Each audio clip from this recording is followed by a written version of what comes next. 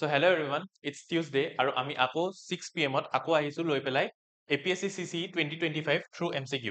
আজি আকৌ আমি ইকনমিজৰ 10 MCQs প্ৰেক্টিচ কৰিম 10 আৰু আজি আমি কি টপিক কৰিম টপিকটো ডেসক্ৰিপচনত দেখিছে সো আজি আমি কৰিম banking and monetary policy so if you want the PDF you can download the PDF from my channel Telegram channel study with Amlan.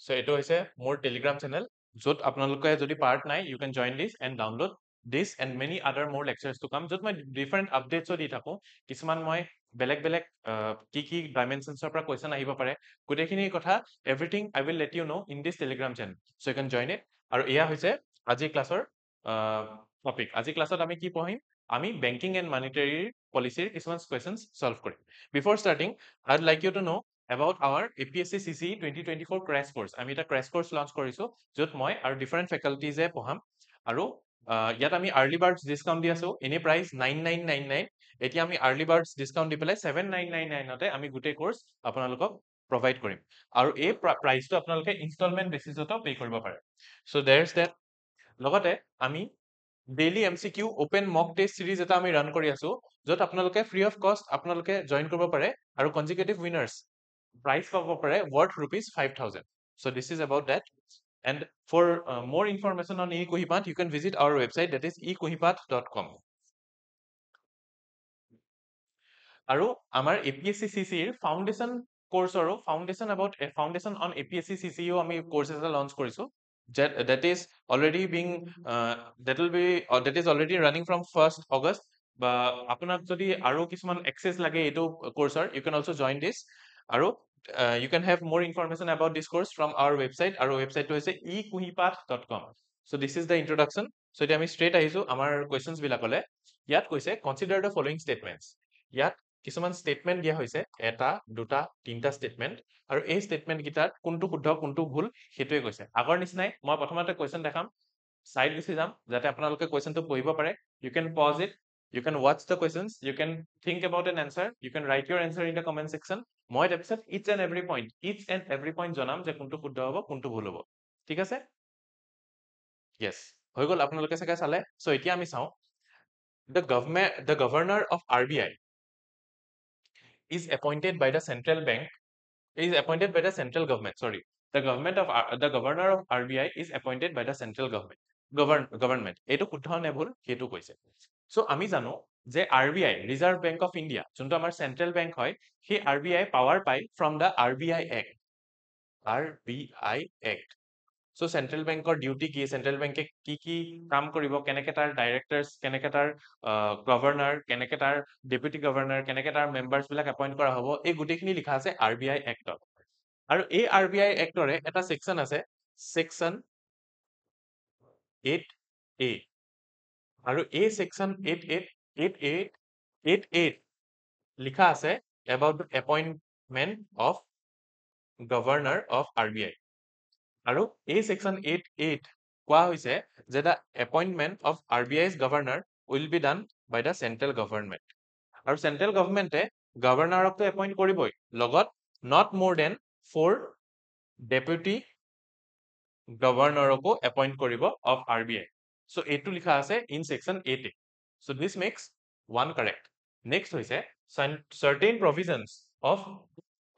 provisions in the constitution of India give central government the right to issue directions to RBI মই কৈছিলো RBI কি direction কেনেকে দিব পাৰে গুটেখিনি ক'ত লিখা আছে RBI Act ত ইয়াত কৈছে constitutional কথা constitutional জানো এইবিলাক কথা লিখা আছে obviously নাই so এটো wrong so 2 is wrong next হৈছে the governor of RBI draws his power from RBI Act কৈছে RBI Act তে গুটেখিনি পাৱাৰৰ কথা কোৱা হৈছে governor so এটো correct so 3 is correct so that makes 1 and 3 correct C to correct হৈ গল ঠিক আছে everyone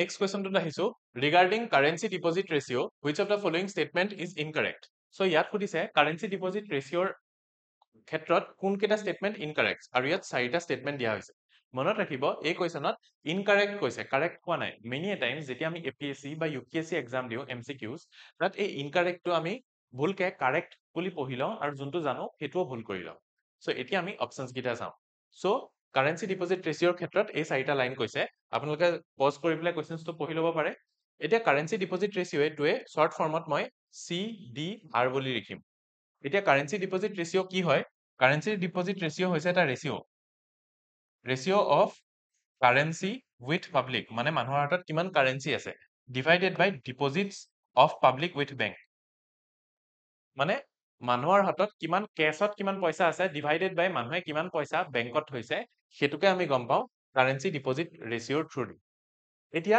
CDR বাঢ়ি গৈছে মানে মানুহে কেছত পইচা বেছিকে ৰাখিছে আৰু ডিপজিটত পইচা কমকে ৰাখিছে মানে মানুহে বেংকত পইচা কমকে ৰাখিছে যদি মানুহে বেংকত পইচা কমকে ৰাখে কি হয় বেংকত যদি মানুহে পইচা কমকে ৰাখে তেতিয়া বেংকৰ হাতত কম পইচা থাকে মানে বেংকে লোন কমকে দিব পাৰে বেংকে লোন কমকে দিব পাৰে মানে কি মানি সাপ্লাই কমি যায় মানে মানি মাল্টিপ্লায়াৰ ডিক্ৰিজেছ হল এতিয়া আমি আহো কোৱেশ্চনত ইয়াত সুধিছে কোনটো ভুল প্ৰথম কৈছে it is the ratio' of money held by public in currency to the money they hold in bank deposits so আমি জানো যে এটোৱে শুদ্ধ হয় CDR মানে এটোৱে হয় কিন্তু ইয়াত সুধিছে কোনটো ইনকাৰেক্ট সো এটো যেহেতু কাৰেক্ট সো A ইজ ৰং কাৰণ ইয়াত ইনকাৰেক্ট সুধিছে নেক্সট কৈছে হাই CDR reflects people's high preference for saving in banks আমি গম পাইছো যে CDR হাই মানে কাৰেন্সিত বেছিকে মানুহে পইচা ৰাখিব আৰু বেংকত কমকে ৰাখিব আৰু ইয়াত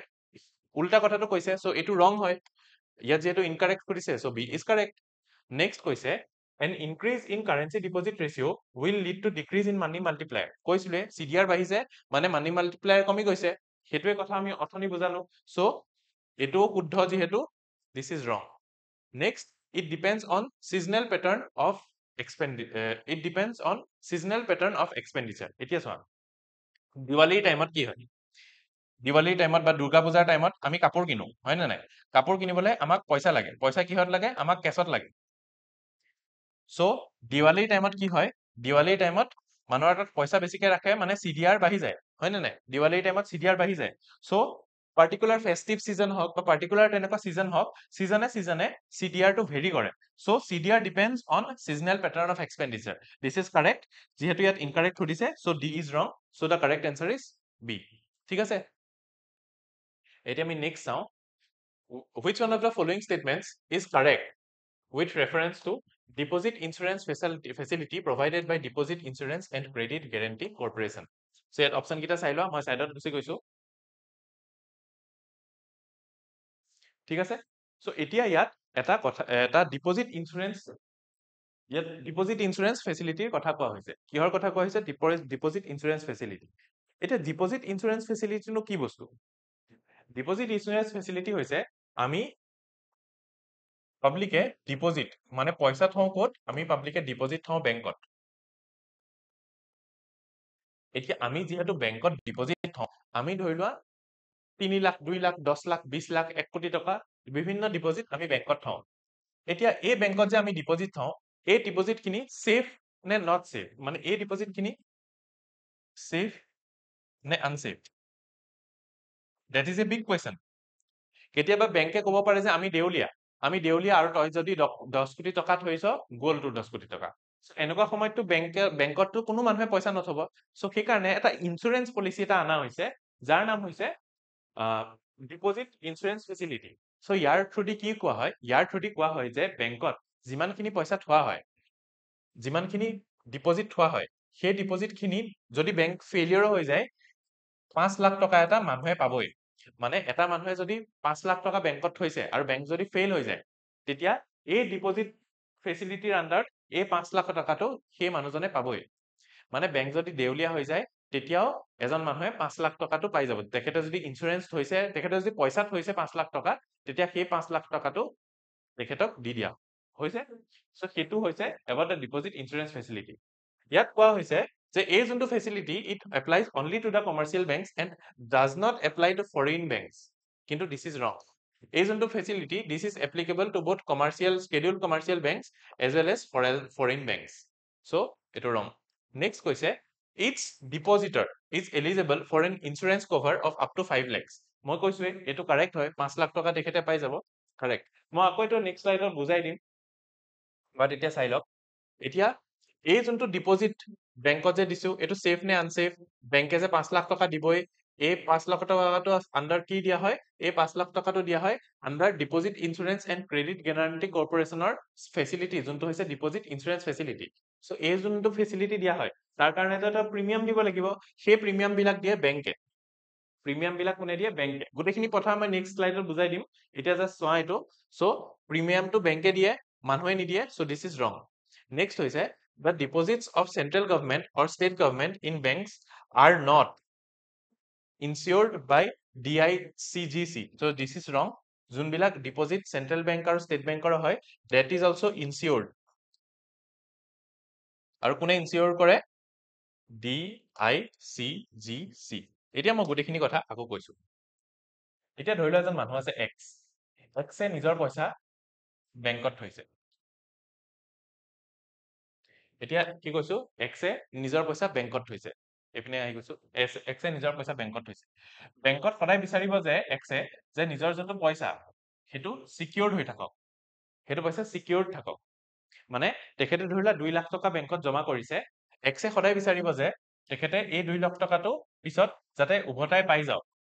তেখেতে এইটো কেতিয়াও নিবিচাৰিব যে মই 2 লাখ টকা বেংকত থৈ দিছো, পিছত যদি বেংকে মোক 1 টকাও নিদিয়ে মোৰ একো ক'বলৈ নাই, তেনেকুৱা কেতিয়াও নহয়। এক্সে সদায় বিচাৰিব যে এই 2 লাখ টকা যদি তেখেতে বেংকত থৈছে সেইটো তেখেতে উভতাই ভালকে পাই যাওক। সো এইটো যাতে তেখেতে ভালকে উভতাই পাই যায়, সো সেইকাৰণে DICGC বুলি এটা কৰ্পোৰেচন আছে, সেই কৰ্পোৰেচনে এটা ডিপোজিট ইন্সুৰেন্স ফেচিলিটি এটা লঞ্চ কৰিছে। এই ফেচিলিটিটোত কি কোৱা হয়, এই ফেচিলিটিটোত এই এক্স জনে বেংকত যে নিজৰ পইচা থৈছে তাক ইনচিয়ৰ কৰা হয়। মানে যদি বেংক দেউলিয়াও হৈ যায় তেতিয়া DICGC এ এক্সক সেই পইচাটো দি দিব। এই যোনটো পইচা, সেই পইচাটো মেক্সিমাম এমাউন্ট 5 লাখ টকা DICGC এ দিব পাৰে।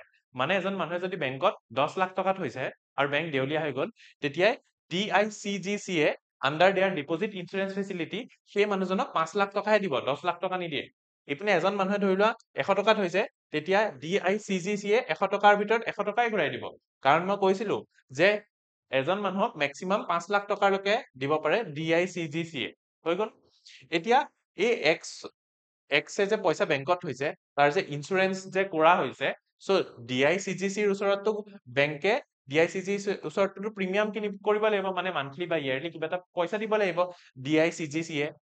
কাৰণ আমি জানো আমি যেতিয়া গাড়ীৰ ইন্সুৰেন্স কৰো তেতিয়া আমি প্ৰিমিয়াম এটা দি থাকো ইয়াৰলি। সো এই ইন্সুৰেন্স DICGC যে কৰায় সেইটো বেংকে পইচা দিয়ে, বেংকে প্ৰিমিয়াম পে কৰে।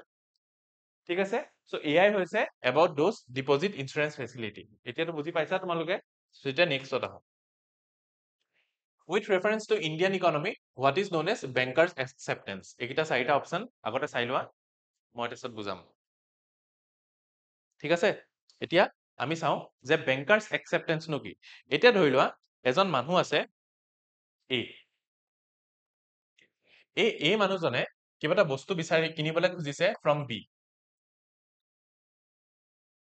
এই মানুহজনে বিক কৈছে যে তই মোক বস্তুখিনি দি দে আৰু মই তোক 30 ডেজৰ পিছত পইচা দিম। বিয়ে কৈছে যে মইনো কেনেকে একচেপ্ট কৰিম যে তই 30 ডেজৰ পিছত মোক পইচা দিবি। তেতিয়া এ যাব বেংকৰ ওচৰত আৰু বেংকক ক'ব যে বেংক মই তোমাক এটা প্ৰিমিয়াম দিছো, মানে এটা পইচা এটা দিছো সৰু এমাউন্ট এটা, আৰু তুমি বেংকক ক'ব যে বেংক তুমি গৈ পেলাই গ্যাৰেন্টি দিয়া বিক যে মই গৈ বিক 30 ডেজৰ পাছত পইচা দিম। বেংকে ক'ব যে ঠিক আছে মই দিছো গ্যাৰেন্টি that A will pay after 30 days. So এই যে গ্যাৰেন্টিটো যে দিয়া হয়, এই গ্যাৰেন্টিটোকে কোৱা হয় বেংকাৰ্স একচেপ্টেন্স বুলি। ঠিক আছে, এতিয়া আমি অপশনস কেইটা চাওঁ। It is a letter from a bank guaranteeing that buyer's payment to a seller will be received for the correct amount.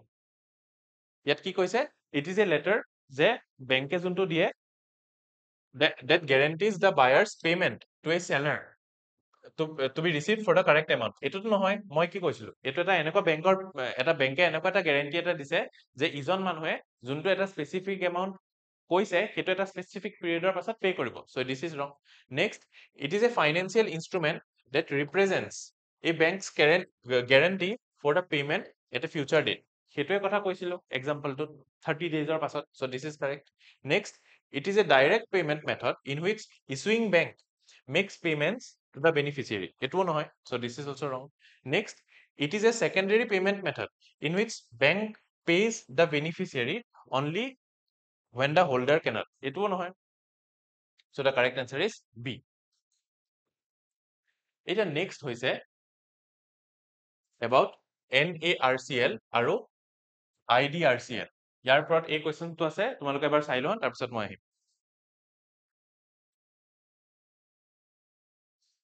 ঠিক আছে এতিয়া ইয়াত কৈছে দুটা স্টেটমেন্ট কোৱা হৈছে আৰু কৈছে consider the following statements regarding national asset reconstruction company limited and India debt resolution company limited so এই দুটাৰ ক্ষেত্ৰত দুটা স্টেটমেন্ট কোৱা হৈছে আৰু কোনটো শুদ্ধ হেতু সোধা হৈছে এতিয়া এটা বস্তু আছে বেড লোনস মানে যেতিয়া লোন বিলাক লৈ পেলাই যেতিয়া পে বেক কৰিব নোৱাৰে তাক কোৱা হয় বেড লোনস বুলি সো এই বেড লোনসৰ ৰেসপেক্টতে NARCL আৰু IDRCL এই দুটা কোম্পানী বনোৱা হৈছে ঠিক আছে এতিয়া দুটা কোম্পানীৰে কাম বেলেগ বেলেগ NARCL so NARCL ৰ কাম কি NARCL ৰ কাম হৈছে NARCL is about valuing bad loans মানে যোনবিলাক bad loans হয় সেইবিলাক bad loans ৰ value কিমান সেই value বিলাক ascertain কৰে কোনে NARCL আৰু IDRCL কি কৰে এই যোনখিনি bad loans valuationৰ পাছতটো এই bad loans খিনি বেচিব লাগিব so এই bad loans খিনি বেচাৰ কাম হৈছে IDRCL ৰ কাম হৈছে bad loans খিনি বেচা আকৌ কৈছো NARCL ৰ কাম হৈছে bad loans বিলাক valuation কৰা আৰু stress assets বা bad loans খিনি বেচাৰ কাম হৈছে IDRCL so হেতু হৈছে about NARCL আৰু IDRCL এতিয়া যোন এই দুটা কোম্পানী হয় এখিনিত লিখিছো এতিয়া NARCL এইবিলাক কোম্পানী ওন এইবিলাক বস্তুবিলাক এই যোনবিলাক অৰ্গেনাইজেচন হয় বা এই যোনবিলাক কোম্পানী হয় এইবিলাক ওন কৰে কোনে এইবিলাক কোনে ওন কৰে বুলি ক'লে আমি কম যে NARCL 51% owned by state so state own কৰে কিমান state own কৰে 51% আৰু 49% own কৰে financial institutions বিলাকে ঠিক আছে আৰু যোনবিলাক IDRCL এই IDRCL বিলাক পাব্লিক সেক্টৰ বেংকস বা ফাইনেন্সিয়েল ইনষ্টিটিউশনস সিহঁতে অন কৰে 49% পাব্লিক সেক্টৰ বেংকস আৰু ফাইনেন্সিয়েল ইনষ্টিটিউশন অন কৰে 49% আৰু প্ৰাইভেট সেক্টৰে অন কৰে 51% ঠিক আছে আকৌ কৈছো যোনবিলাক বেড লোনস হয় সেই বেড লোনস বিলাকৰ ভ্যালুয়েশন এসাৰ্টেইন কৰে NARCL এ আৰু সেই স্ট্ৰেছ এসেটস বিলাক বেচাৰ কাম হৈছে IDRCL ৰ আৰু যোনবিলাক NARCL হয় সেই কোম্পানী বিলাক 51% shares are owned by government মানে state 49 by financial institutions আৰু IDRCL to 51% by private sector and 49% by public sector banks and financial institutions এখিনি হৈছে about NARCL আৰু IDRCL ৰ কথা এতিয়া আমি অপশনস খিনি চাওঁ ইয়াত কৈছে NARCL is responsible for valuing bad loans while IDRCL is responsible for selling stress assets সেইখিনিয়ে কৈছো এইখিনি ঠাইত so this makes this particular answer correct next both NARCL and IDRCL are wholly owned subsidiaries of RBI কিন্তু মই কৈছো NARCL is 51% shares in NARCL are owned by state and 49 by financial institutions and in the case of IDRCL 49% by public sector banks and 51% by private sector so etu incorrect so this is wrong so only one is correct so A ঠিক আছে এতিয়া next to চাও next ত কোৱা হৈছে with reference to microfinance institutions in India which of the following are correct মই side হৈ গৈছো যাতে ভালকে চাব পৰা যায়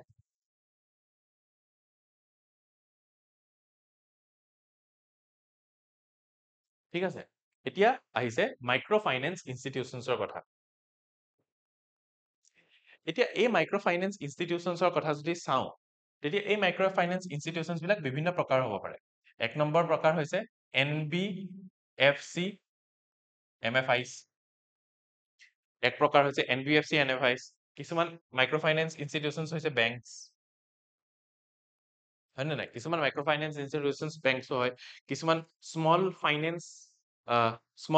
ফাইনেন্স বেংকছ হয় কিছুমান।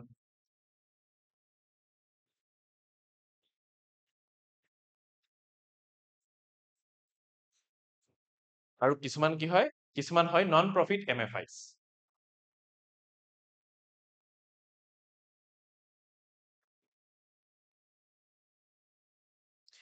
So, মাইক্ৰ'ফাইনেন্স ইনষ্টিটিউচনৰ কথা যদি কওঁ, মাইক্ৰ'ফাইনেন্স ইনষ্টিটিউচন বিভিন্ন প্ৰকাৰ হ'ব পাৰে। কিছুমান NBFC MFIs, কিছুমান বেংকছ, কিছুমান নন ফাইনেন্স বেংকছ আৰু কিছুমান নন প্ৰফিট MFIs। এতিয়া এই চাৰিটা MFI ৰ ভিতৰত এই যোনটো প্ৰথম তিনিটা, এই প্ৰথম তিনিটাক ৰেগুলেট কৰে RBI। আৰু যোনবিলাক নন প্ৰফিট MFIs হয়, সেইবিলাক RBI ৰেগুলেট নকৰে। সিহঁতৰ নিজৰ নিজৰ এক্ট থাকিব পাৰে, নিজৰ নিজৰ এক্টৰ থ্ৰুদি সিহঁতক গভৰ্ণ কৰা হয়, বাট সিহঁতক RBI ৰেগুলেট নকৰে। হ'ল, এইবিলাক হৈছে মাইক্ৰ'ফাইনেন্স ইনষ্টিটিউচন বিলাকৰ কথা। এতিয়া এই যোনবিলাক মাইক্ৰ'ফাইনেন্স ইনষ্টিটিউচন, এইবিলাকে কি কৰে? এইবিলাকে মাইক্ৰ'ফাইনেন্স মানে ক্ৰেডিট ফেচিলিটি দিয়ে। চ' সিহঁতে ক্ৰেডিট ফেচিলিটি কাক দিয়ে? আৰ্বান এৰিয়াজতো ক্ৰেডিট ফেচিলিটি দিব পাৰে আৰু ৰুৰেল এৰিয়াজতো ক্ৰেডিট ফেচিলিটি দিব পাৰে, হয় নে নাই? এতিয়া ৰুৰেল এৰিয়াত এইবিলাক মাইক্ৰ'ফাইনেন্স ইনষ্টিটিউচনে তেতিয়া ক্ৰেডিট বা লোন দিব যেতিয়া হাউচ হোল্ড ইনকামটো 1,25,000তকে কম হয়। আৰু আৰ্বান এৰিয়াত তেতিয়া দিব যেতিয়া হাউচ হোল্ড ইনকামটো 2 লাখ টকাতকে কম হয়। ঠিক আছে? This is about microfinance institution. So' microfinance institution কি হয়? এইবিলাক সৰু সৰু কিছুমান ইনষ্টিটিউচন হয় যোনবিলাকে মাইক্ৰ'ফাইনেন্স প্ৰভাইড কৰে, যাতে এমপ্লয়মেণ্ট এভিনিউজ বাঢ়ে। বিভিন্ন বিভিন্ন কামৰ কাৰণে মাইক্ৰ'ফাইনেন্স ইনষ্টিটিউচন এষ্টাব্লিছ কৰা হয়। যদি আমি ইন ডিটেইলছ কেতিয়াবা বেংকিং চেক্টৰ পঢ়াব পাৰোঁ তোমালোকক, তেতিয়া মই ইন ডিটেইলছ ক'ম এইবিলাকৰ কথা। বাট এতিয়া আমি জাষ্ট এইখিনিয়ে জনা উচিত যে মাইক্ৰ'ফাইনেন্স ইনষ্টিটিউচন কি হয়? এনেকুৱা কিছুমান ইনষ্টিটিউচন হয় যোনবিলাকে মাইক্ৰ'ফাইনেন্স প্ৰভাইড কৰে, যাতে মানুহে সেল্ফ এমপ্লয়মেণ্ট পাব পাৰে বা বিভিন্ন বিভিন্ন এভিনিউ পইচা ইউজ কৰিব পাৰে। চ' সিহঁতে ক্ৰেডিট দিয়ে, লোন দিয়ে। এই মাইক্ৰ'ফাইনেন্স ইনষ্টিটিউচন বিলাক মেইনলি 4 প্ৰকাৰত ডিভাইড কৰিব পাৰোঁ। কিছুমান NBFC MFIs, কিছুমান বেংকছ, কিছুমান স্মল ফাইনেন্স বেংকছ আৰু নন প্ৰফিট MFIs। ইয়াৰে ভিতৰত এই যোনটা প্ৰথম তিনিটা type, De R regulated by RBI। আৰু যোনটো fourth type non profit MFIs, এইবিলাক RBI ৰেগুলেট নকৰে। আৰু MFI লোন দিয়ে, আৰ্বান এৰিয়াতো লোন দিয়ে, ৰুৰেল এৰিয়াতো লোন দিয়ে। ৰুৰেল এৰিয়াত লোন দিব যদি ইনকামটো লেছ দেন 1,25,000 আৰু আৰ্বান এৰিয়াত লোন দিব যদি ইনকামটো লেছ দেন 2 lakhs। এতিয়া আমি আহোঁ অপশ্যন কেইটাত। চ' ইয়াত বেচিকেলি এই পাৰ্টিকুলাৰ কুৱেশ্যনত 3টা অপশ্যন দিয়া হৈছে, এইটো 3, এইটো 2, এইটো 1। প্ৰথমত কৈছে all microfinance institution are regulated by RBI। এইটো শুদ্ধ জানো? অবভিয়াছলি নহয়, কাৰণ মই কৈছিলো non profit MFI are not regulated by RBI। So' এইটো ৰং। নেক্সট কৈছে overall share of MFIs in extending microfinance loans to borrower is not more than 50% in India। মানে MFI যিমান লোন দিয়ে, that is less than 50% বুলি কোৱা হৈছে। আৰু এইটো কাৰেক্ট। একচুৱেল ডাটাটো হৈছে 32%। যিমান লোন দিয়া হয়, যিমান মাইক্ৰ'ফাইনেন্স লোন দিয়া হয় বৰোৱাৰ্ছ বিলাকক, that is just 32% of the total loans provided। So less than 50% হয়, so this is correct। Next হৈছে in urban areas, MFIs cannot extend loan to households whose income is more than rupees 1 lakh। কিন্তু আমি চাইছিলো urban এৰিয়াত 1 লাখ টকা নহয় 2 লাখ টকাতকে কম হলেই দিব পাৰে। ইয়াত 1 লাখ টকা লিখিছে, so this is wrong। so এইটো wrong। so correct answer কি হয়? only 2। so B is the correct answer। ঠিক আছে? so ইয়াত correct answer হৈছে B। ঠিক আছে সব? নেক্সট হৈছে with reference to Indian economy consider the following। চাই লওঁ এবাৰ, মই চাইড হৈ গৈছো। ঠিক আছে? এতিয়া চোৱা, with reference to Indian economy consider the following statements। credit growth of banks has been steadily increasing during the last 5 years। মানে কৈছে যে যোনবিলাক ক্ৰেডিট বা লোন ফেচিলিটি দিয়া হয় বেংকক, সেইবিলাক ষ্টেডিলি বাঢ়ি আছে এলং দ্য লাষ্ট ইয়াৰ্ছ। সেইটো কথা ইয়াত কোৱা হৈছে। কিন্তু ইয়াত আমি জানো যে যোনবিলাক ক্ৰেডিট লোন ফেচিলিটিজ দিছে বেংকে, সেইবিলাক সিন্স 2019 ডিক্ৰিজ হৈ আছে, আকৌ 2021 পোৱাৰ পাছত আকৌ বাঢ়ি গৈছে। চ' ইয়াত যে কৈছে যে credit growth of banks has steadily been increasing during the last 5 years, সেইটো নহয়। কাৰণ আমি দেখিছো যে 2019 আৰু 2020 ডিক্ৰিজ হৈছে সো দিস ইজ ৰং নেক্সট হৈছে credit intensity of NBFC has been rising steadily during the past 10 years এতিয়া ইয়াত কৈছে যে NBFC এ যোনখিনি লোন দিছে যোনখিনি NBFC এ লোন দিছে সেইখিনি steadily বাঢ়ি গৈছে along the last 20 years মানে 2014 ৰ পৰা যোনখিনি লোন দিয়া হৈছে NBFC ৰ দ্বাৰা সেইখিনি slowly বাঢ়ি গৈছে বুলি কোৱা হৈছে কিন্তু এটোও শুদ্ধ নহয় কিয় শুদ্ধ নহয় কাৰণ since 2013 NBFC এ যোনটো লোন দিছে সেইটো বাঢ়ি গৈছে কিন্তু ৰিসেন্টলি NBFC ৰ এটা ক্ৰাইসিস এটা আহিছিলে আৰু যোনখিনি ক্ৰেডিট ফেসিলিটি দিয়ে NBFC এ সেইখিনি কমি গৈছে since 2020 আৰু এই ডিক্লাইনৰ ফলত ইয়াত যে কৈছে has been increasing during the last 10 years এটো wrong so this is also wrong so neither 1 and 2 is the correct answer আকৌ এবাৰ কৈছো যোনটো আমাৰ বেংকিং সিনাৰিও ফাৰ্স্ট স্টেটমেন্টত কৈছে যে যোনটো আমাৰ বেংকিং সিনাৰিও সেই বেংকিং সিনাৰিওটোৱে যে লোন দি আছে ক্ৰেডিট গ্ৰোথ সেই ক্ৰেডিট গ্ৰোথক ব্যাংক হৈ আছে for the since the last 5 years কিন্তু এটো ৰং কাৰণ 2019 ত ক্ৰেডিট গ্ৰোথটো কমি গৈছিল আৰু কৈছে যে ক্ৰেডিট ইনটেনসিটি মানে ইজি ল্যাঙ্গুয়েজ এনেকে ধৰক যে লোন দিয়া ইনটেনসিটিটো আসলতে ক্ৰেডিট ইনটেনসিটি মানে NBFC এ যিমান লোন দিয়ে বা NBFC ক্ৰেডিট ডিভাইডেড বাই GDP সেইটো হৈছে ক্ৰেডিট ইনটেনসিটি বাট এখিনি মনত ৰাখিব নালাগে বাস ক্ৰেডিট ইনটেনসিটি মানে NBFC এ কিমান লোন দিয়ে ইয়াত কৈছে যে NBFC এ মানুহক যিমান লোন দি আছে সেইটো বাঢ়ি আছে since the last 10 years but এটো wrong কাৰণ 2020 ত এটা ক্ৰাইসিস এটা হৈছিলে আৰু তাৰ ফলত NBFC এ যে লোন দিছিলে সেইটো কমি গৈছে সো এনসারটো হৈছে ডি neither 1 and 2 ঠিক আছে এতিয়া আমি নেক্সট চাও with reference to monetary policy tools of RBI consider the following মই আকৌ সাইড হৈ গৈছো যাতে এনসারটো পঢ়িব পাৰে ঠিক আছে ইয়াত কৈছে যে reverse repo rate is the interest rate at which central bank gives loans to commercial banks so এতিয়া এটা কথা আহিছিলে repo rate আৰু এটা হৈছে reverse repo rate next page আহি গৈছো repo rate এটা repo rate নো কি এটা ব্যাংক এটা আছে এটো RBI একদম সিম্পল ল্যাঙ্গুয়েজত বুজাম গোটেখিনি ডিটেইল জিসেক वगैरहত নাযাও জাস্ট সিম্পলি বুজাইছো repo rate কি এই ব্যাংকক এটা লোন লাগে সো ব্যাংকে কৈছে RBI ৰ ওচৰত লোন লবলে লোন খুজিছে RBI লোনটো দি দিছে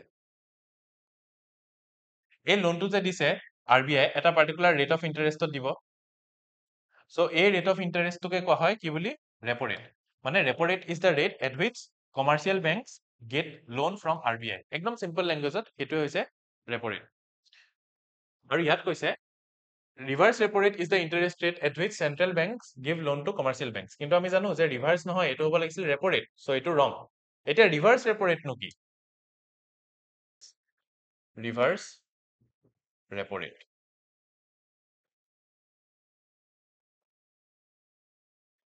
এতিয়া ব্যাংক এটা আছে RBI আছে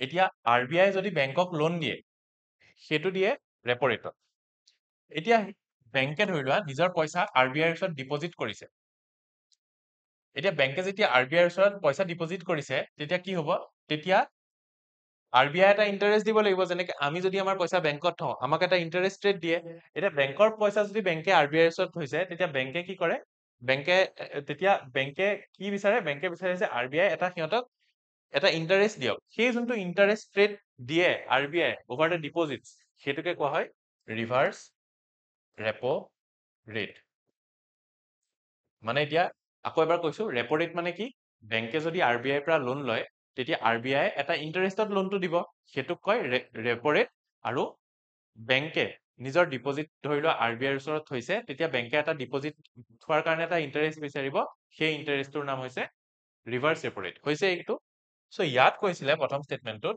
যে reverse repo rate is the interest rate at which central bank gives loans to commercial banks এটো অবভিয়াসলি নহয় হয় না নাই এতিয়া চোৱা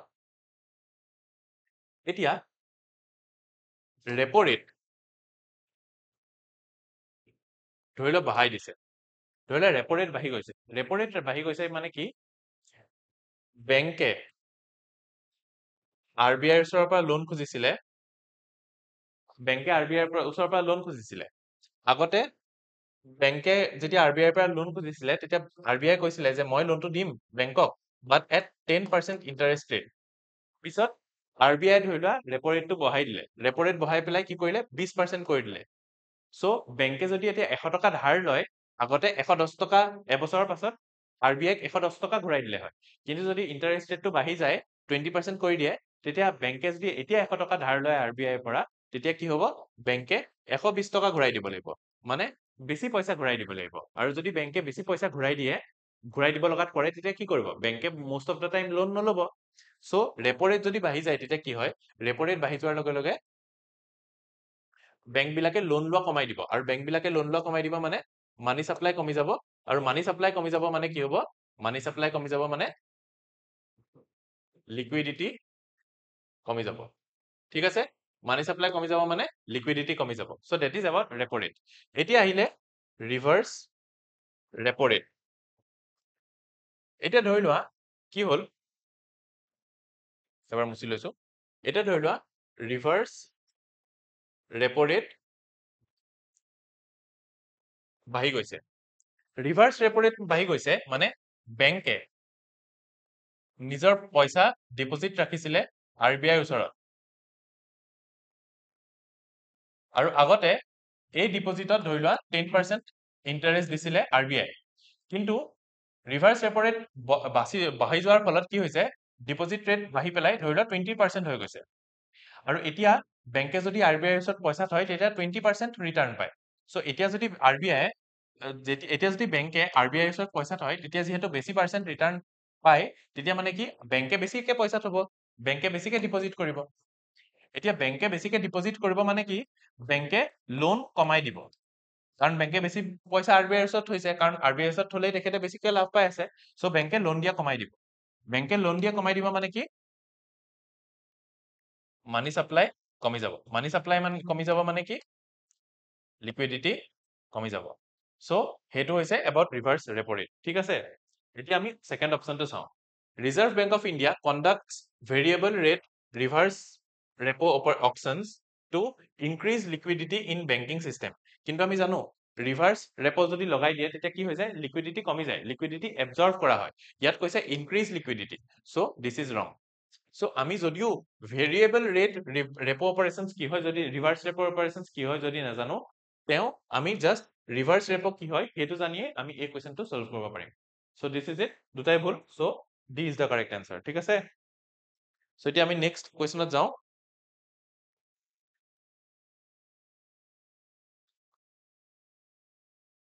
Yes. So এতিয়া next হৈছে, in India the central bank's function is as the lender of last resort usually refers to which of the following. ইয়াত কৈছে মানে চেন্ট্ৰেল বেংক মানে RBI কোৱা হয় lender of the last resort। কিয় কোৱা হয় সেইটোৱে সোধা হৈছে। এবাৰ চাই লওক, পজ কৰি পেলাই চাই লওক যাতে আপোনালোকে এনসাৰ দিব পাৰে। Yes. চ' ইয়াত এতিয়া মই বস্তুটো বুজাবলৈ আহিছো। এতিয়া আমাৰ ইকনমিত বেংকছ বিলাক থাকে, আৰু এই বেংকত কি হয়, এই বেংকত আমি ডিপজিট থওঁ, হয় নে নাই, আৰু এই বেংকৰ পৰা আমি লোন লওঁ। চ' কেতিয়াবা এই বেংকৰ ধৰি লোৱা যিমান বিলাক মানুহে ডিপজিট থৈছে, বহুত মানুহে ধৰি লোৱা এতিয়া কয় যে আমাক পইচা লাগে, আমাক পইচা লাগে, মানে বেংকক হঠাৎ বহুত বেছিকে পইচা লাগি যাব পাৰে।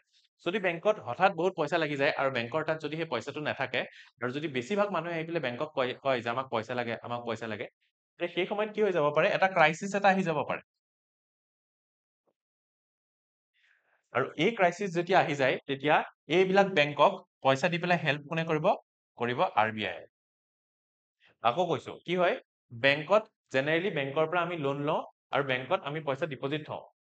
এতিয়া বেংকৰ পৰা যিমান বিলাক মানুহে ডিপজিট থৈছে, ধৰি লোৱা বহুত বিলাক মানুহে এতিয়া কৈছে যে আমাক পইচাখিনি এতিয়াই লাগে। চ' বেংকৰ তাততো সিমান লিকুইডিটি, সিমান কেছ নাথাকিব পাৰে। চ' সেই সময়ত RBI আহি পেলাই এই বেংকক হেল্প কৰে। এতিয়া বেংক হৈছে মেইন লেণ্ডাৰ। বেংকে মেইন পাব্লিকক লোন দিয়া মানুহ, পাব্লিকক লেণ্ড কৰা মানুহ কোন হৈছে, বেংক। চ' বেংক হৈছে মেইন লেণ্ডাৰ।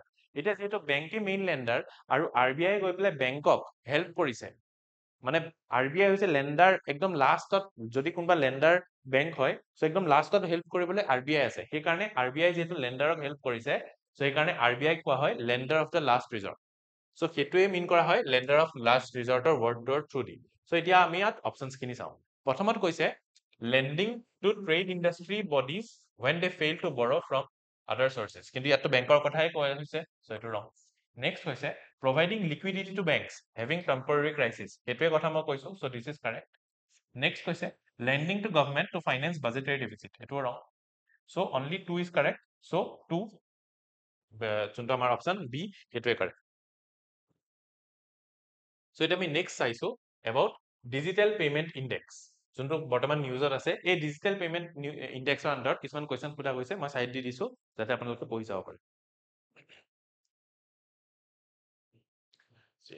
এটা ডিজিটেল পেমেন্ট ইনডেক্স নো কি? ডিজিটেল পেমেন্ট ইনডেক্স হৈছে index to know the status of digitization of the economy, মানে আমাৰ ইকনমিত কিমান লেভেলত ডিজিটেলাইজেশন হৈছে ইকনমিটো, এই গোটেইখিনি জানা হয় through digital payment index. So এটো হৈছে এবাউট আমাৰ ডিজিটেল পেমেন্ট ইনডেক্স, আৰু এই ইনডেক্সটো কোনে কম্পাইল কৰে? RBI কম্পাইলস the digital payment index। এতিয়া এই যে পেমেন্ট ইনডেক্স, ইয়াৰ 5টা প্যাৰামিটাৰ আছে। এই 5টা প্যাৰামিটাৰনো কি? এটা হৈছে পেমেন্ট enablers, মানে যোনে ডিজিটেল পেমেন্ট কৰিবলৈ হেল্প কৰে, যেনেকৈ ইন্টাৰনেট, মোবাইল, সেইবিলাক হৈছে পেমেন্ট enablers। সেকেন্ড হৈছে payment infrastructure, demand side. Third হৈছে payment infrastructure supply side. Fourth হৈছে পেমেন্ট পাৰফৰমেন্স।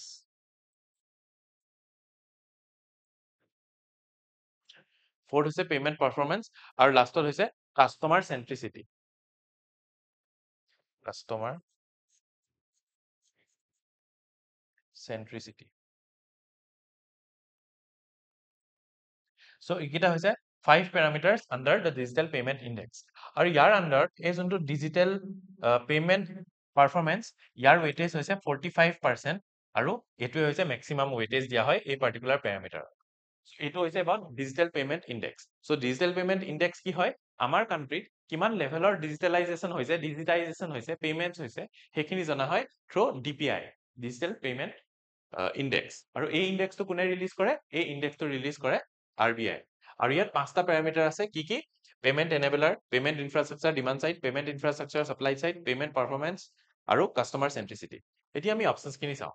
ইয়াত কৈছে this index has demonstrated significant adaptation of digital payments in India in the recent years, correct? এটোতো হয়। Next কৈছে it is compiled by NPCI, so obviously আমি জানো RBI হয়, so NPCI নহয়, so this is wrong। So yet thirdত কৈছে payment performance is a major parameter in this index, আমি জানো এটো obviously major parameter হয়, so this is correct। এটো correct মানে 1 and 3 correct, so B। ঠিক আছে everyone? So সেয়াই হৈছে আজিৰ 10 questions, so আমি 10 questions solve কৰিলো। so এতিয়া কালি আকৌ আমি ইকনমি solve কৰিম 10 questions, and this will be on the topic of banking